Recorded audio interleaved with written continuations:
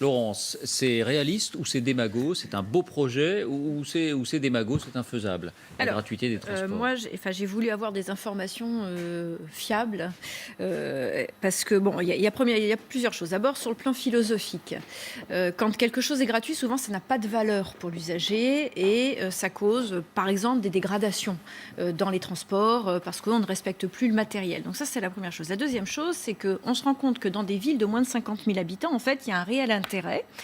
Pourquoi? Parce que c'est un service qui coûte très peu cher. Alors, effectivement, il y avait l'exemple de Dunkerque pour une ville de 198 000 habitants, où il y a eu certes une augmentation de la fréquentation, mais alors moi, je n'ai pas les mêmes chiffres que Fanny, où finalement, c'est 2% d'automobilistes qui se sont mis à prendre les transports en commun, mais finalement, ça crée un effet d'aubaine pour les autres, c'est-à-dire ceux qui se servent du vélo et qui sont plutôt piétons.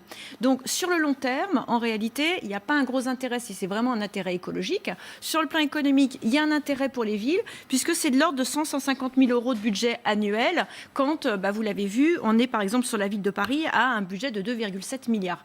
Donc moi j'ai envie de vous dire, pourquoi pas, c'est intéressant, mais pour des petites villes ou des villes de taille moyenne, mais pour des grandes villes, c'est ingérable sur le plan budgétaire. Donc c'est assez démago.